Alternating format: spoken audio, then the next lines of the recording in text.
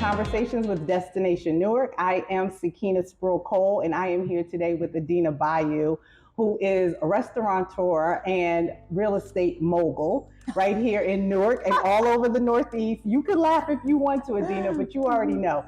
She has residential developments of like 144 units in one of them. Yeah. I hear you just got a new one with senior housing in Newark. Irvington. In Irvington. Yeah. She owns 4 IHOPs. 2 of them are in Newark. Patterson and Irvington. And Patterson and Irvington. So when I say real estate mogul, and she owns the property, right? Mm-hmm. So this is not just, I got a couple of franchises. And we're really talking to a real estate mogul here, and she's not even 50 years old yet. So I am really thrilled to have you here, and I just want to jump into it. We're just going to have this conversation. Yeah. First of all, how did you get started in doing all of this? I'm going to give you like this short version. Okay. You know how people always say, oh, you just blew up overnight. No, it's like, I blew up 25 years overnight. Over 25 years of nights? I've been doing restaurant for like 17 years. I've been doing real estate, investing and development for 25 years. Okay. I bought my very first house, I think it was in 2000. Okay. The first house that you actually renovated and rented out or sold, or your own house for you to live in? The first house was a 3-family house in Irvington. And I lived on the bottom floor and I rented out the 2th floor. And that was really... And how old were you when you did that? I think I was 21, 22. Okay. Yeah. Okay. 21, I just came out of college.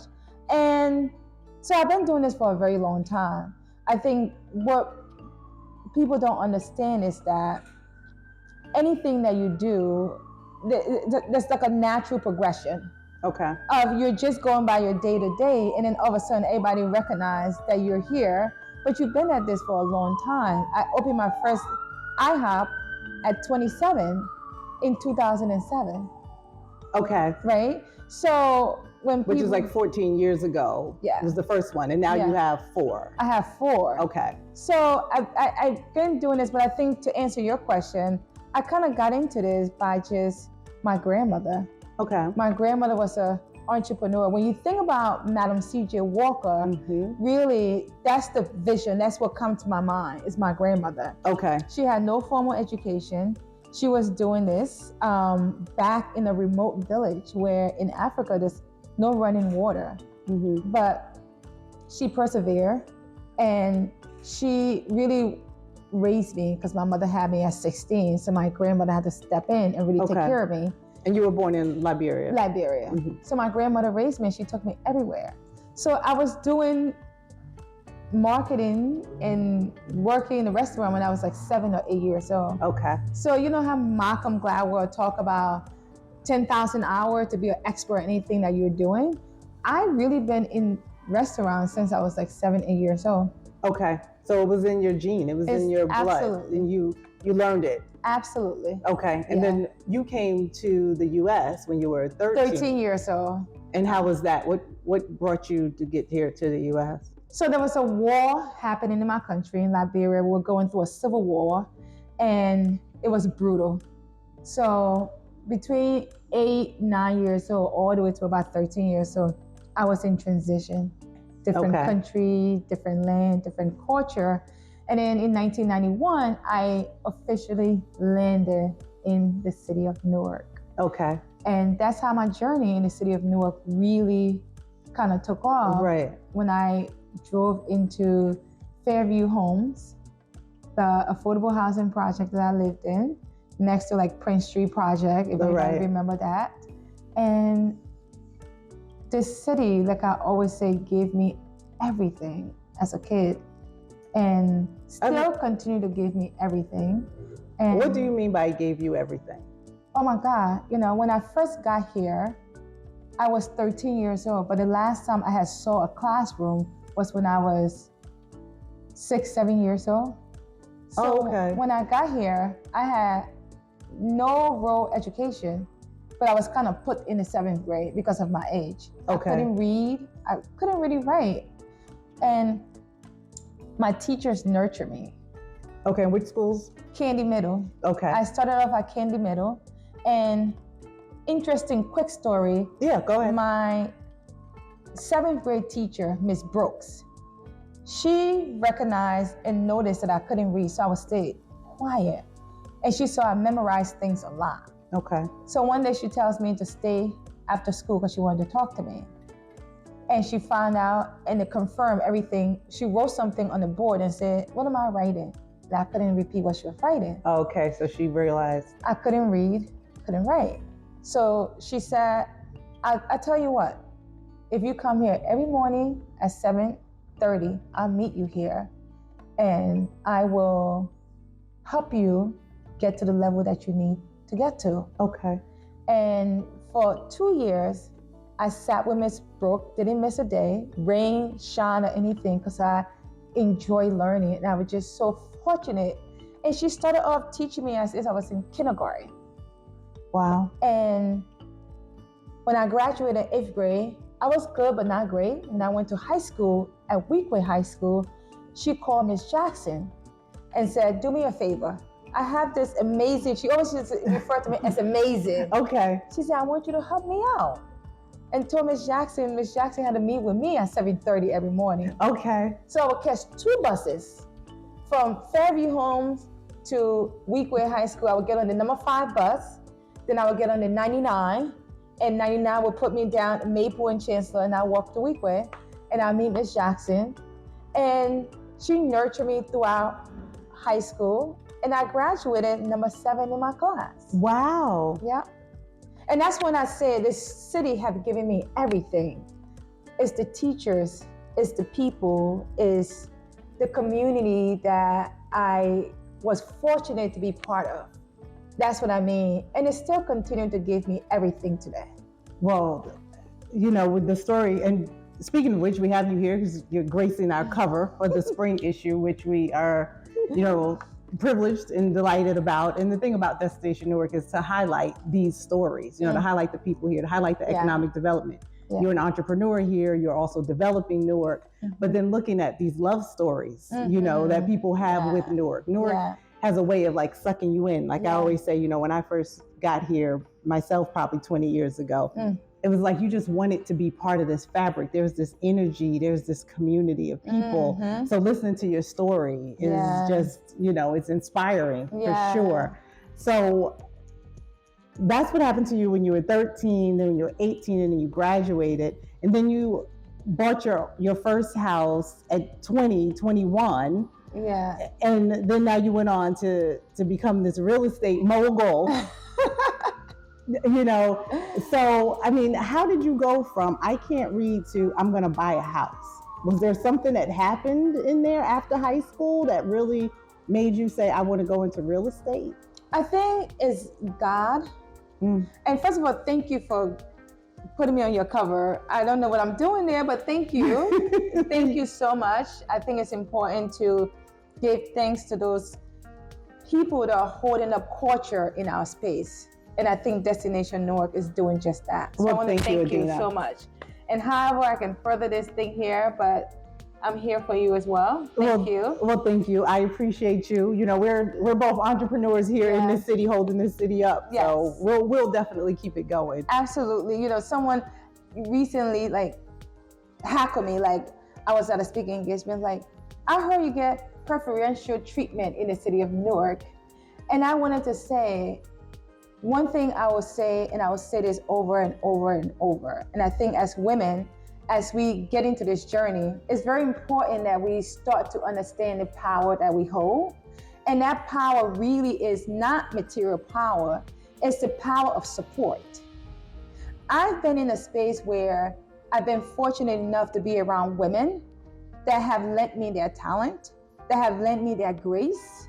And whenever I can pay that forward or pay that back, however, that's what I tend to do. So however I can support Destination Newark to be this great things, I'm here for it. Well, thank you. Amen. I appreciate that. And I think we're both probably in the same space. You know, I've worked for several elected officials in the city, and people have given me that same kind of vibe that like, oh, well, you could do this because someone wrote an article once that was kind of like, oh, like, a city insider or like friend of, this mayor or whatever is getting this or that.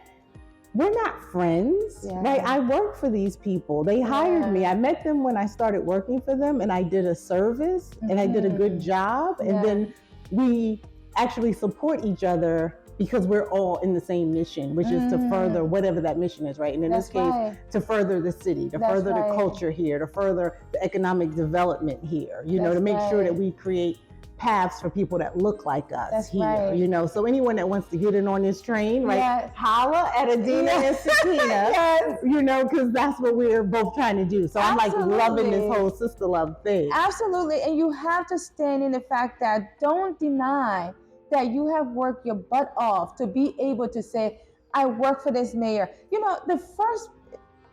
One of the things I would say, the first time I heard someone read poetry was when I was in the 9th grade, and I was at Quest Youth Center.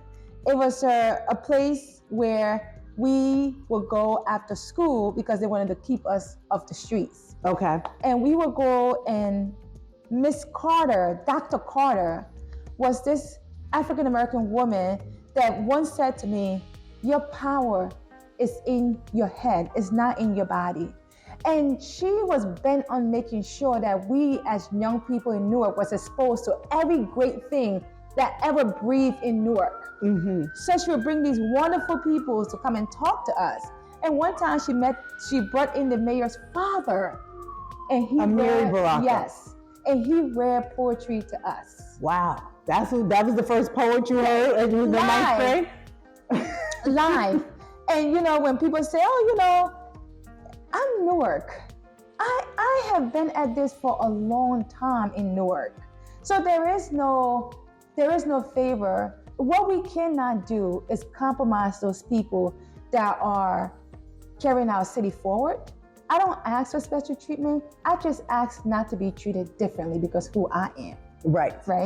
And I think we have to make sure we're careful enough that we give space to our Black people to be successful without us questioning, how did you get there? Right, how do you think we got here? Anyone else that's doing anything but each other. Right. You can be successful, just not too successful. You gotta make sure you stay in that barrel. Right. Because you can't get too far ahead. We got to rope you back in, and we got to get away from that. Exactly. The goal is for us to get better. There's this talk I do, it's called Keeping It Rich. Yes. Because I feel like too often we've been doing this keeping it real, right? Like, I got to keep it real. So you're going to just stay in the hood. You're going to feel like you can't, increase your vocabulary. You're going to have to keep using slang because you're trying to keep it real and keep identifying with the same group of people that want to hold you down in a certain place. And it's like, you don't need to do that. You need to be keeping it rich. So first you need to define what your rich is, right? Because your rich and my rich doesn't have to be the same thing. No. You might need a 5-bedroom house and I might be good with a condo right downtown, so it's not a matter of trying to be Adenah, trying to be Sakina. It's like, figure out what it is you really want in your life. Keep it rich for yourself. And then once you define that, invest in that, which is what it seems like you did. You decided at some point you wanted to own a home.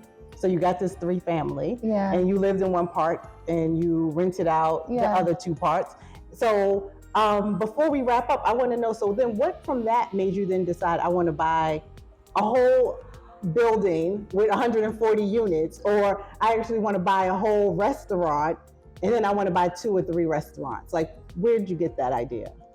I think we have to understand that we have got to be stewards in our own community. Dr. Carter, that ran Quest Youth Center, once said to me, it would be a sin if you don't go to college. She said this to us daily. And she said it will also be a sin if you go to college and don't come back and fix this community called Newark. She put that in my head that I had to go to college, make something of myself. Sorry for the silence. We are in Newark. We're in Newark. She said, you have to come back and be impactful in this community. And for me, that is important. You can't have impact if you don't have power. Right. And I think power is, how do we employ our people How do we house our people? There's too much work to do about the inequalities that are happening now than to sit there and have mundane, mindless conversation. I wake up every day thinking about people that I'm responsible for, that have to put food and a roof over their family head based on the decision that I'm going to make. I take that very seriously, right? So for me, it's understanding the power that I do have and to make sure that power is impactful. And the impact is that how do we do this and uplift each other? We have to do it in a way that is empowering to you and that we are the voices at the table for those people that are not at the table. Right. It's about keeping in mind who it is that we're here working for. Because we're working for the people behind us. When you're not at the table, you are on the menu. Well said from the owner of IHOP on Broad Street, if you happen to be in Newark. Where's the other IHOP? On Bergen Street. Springfield Avenue. Springfield Avenue in Irvington. Patterson. And where are you in Patterson? We're in the mall. Oh, in the mall in Patterson. My mom's in Patterson, so I got to check that one out. Cornbread, which is on Broad Street. The food there is amazing. The best fried fish ever. It's fire. We're in Brooklyn. We're in Maplewood. We're in Montclair. And don't forget Brick City Vegan. Yes, for everybody, all the vegans. She also has Brick City Vegan. And so we're honored to be here. You all know it's Adenah Bayoh from Bayoh Companies. We're happy to have her. Please check us out. Thank you for tuning in.